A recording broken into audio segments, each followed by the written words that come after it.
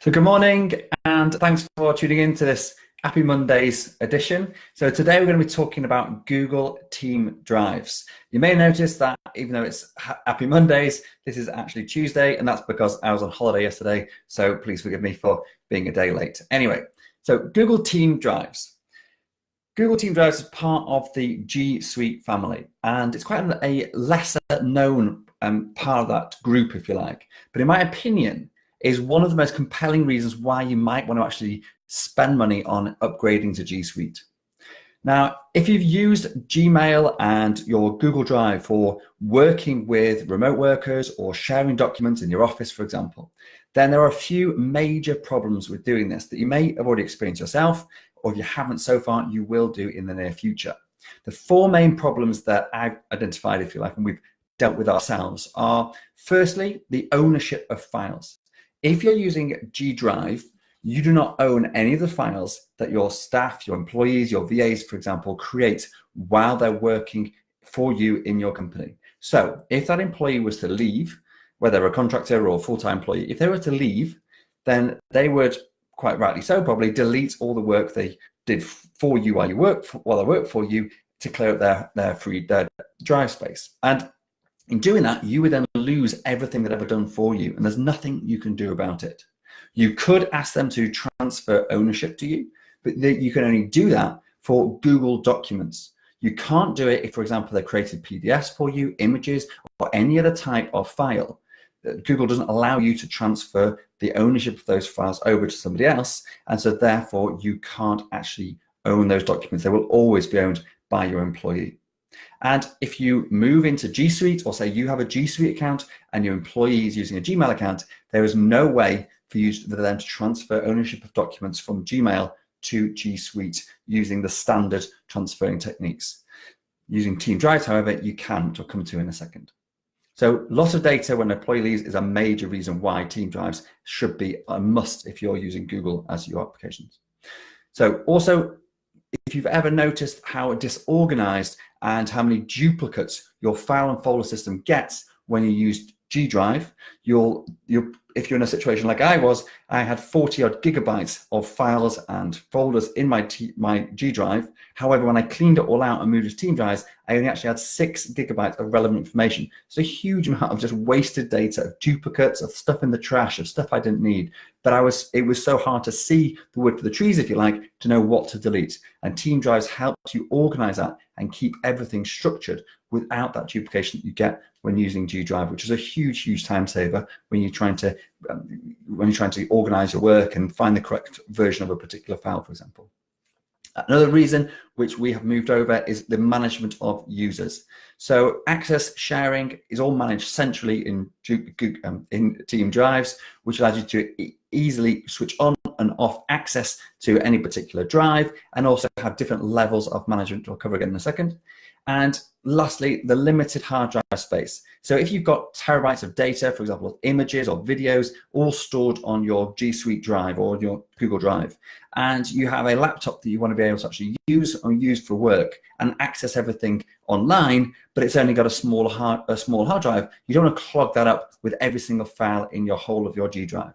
So what you can do, which really nice thing with Team Drives, is to actually sync only the files you want, but still have access and edit everything else on live, which is really cool. So I'll just go over a couple of those things in a little more detail. So the way the Team Drive works with regards to ownership is, instead of you having each of the people that work for you owning their own files and folders, if you like, you create a Team Drive, which is a central folder, if you like, but it's actually called a drive, that you then have subfolders within. And that drive is owned by your company, owned by you. Anything put into that folder, anything put into that drive is automatically owned by you, by the company. And that can't be revoked unless you choose to move it out into somebody else's and transfer ownership. So once it's in there, it's yours. Nobody, unless you give them the full manager rights, can even delete things from that folder, from that centralized Team Drive. This means that if your employees are working for you, whether they're using Gmail or G Suite, as soon as they move files and folders and images and PDFs and everything into your Team Drive, you own it. That means that if they leave the company, they can't delete things. They can't, by mistake, delete a whole folder containing all your marketing material that unfortunately was in their name, and then therefore you can't recover it. If it's in your name, firstly, you can recover it, but secondly, with team drives, they can't even delete it in the first place. That also means you don't get this problem when people move folders around and move one shared folder into another shared folder. So you end up with all this duplication that you get in G Drive. Actually, with team drives, you can limit who can move folders, who can delete folders, again, keeping everything nice, centralized, and not duplicated, which is a huge, huge issue with, in my opinion, with G drives, the normal standard G drive, if you like. So I mentioned this before, but team drives also gives you this user level access. So you can set up people as either a manager, a contributor, a contributor, a commenter, or a viewer. And therefore you can give people the right access to your data. If you've got an admin manager, for example, you may allow them to work with your folders and files and delete things and move things around to keep things nice and clean. But everybody else in your company, you don't want them to be able to delete your intellectual property or by mistake move things into the wrong place so you lose it. So you can limit that really, really easily.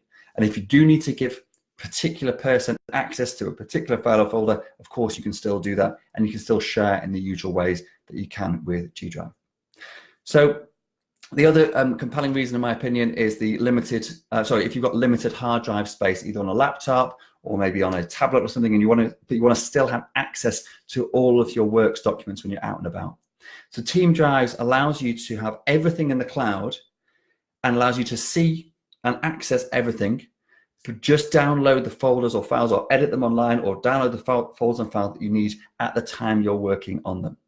However, alternatively, you can sync everything locally. So if you do want a local backup, or if somebody is very often working with big files, so our graphic designer, for example, he has a mirror of the graphic design folders on his hard drive, so he doesn't have to keep uploading and downloading. However, for the vast majority of stuff, accessing and editing online is all you need these days. So that removes it from your hard drive and leaves it all in the cloud, so it's not filling up your drive locally. So those are my reasons for Team Drive being absolutely essential to a small business. If you've not already hit these pain points of loss of data, of confusing ownership, disorganized file structures, duplicated files, managing problems, user management problems, about knowing who has access to things, about knowing how to switch off of that on and on, and also about filling up your hard drive with hundreds of images and videos that you should be producing as you are growing your company, or you will be producing, I say, as you're growing your company. If you haven't already hit those pain points, and you will at some point if you're using Google as your main sharing facility, for your main file storage. And we highly recommend you do that, because it is absolutely brilliant, but only if you use, in our opinion, Team Drives. You can get Team Drives by signing up to G Suite Business. It's about $10 a month for one user, rather than $4 a month for the G Suite without Team Drives. However, that extra $6 is well worth it when you go through that list of problems that it solves.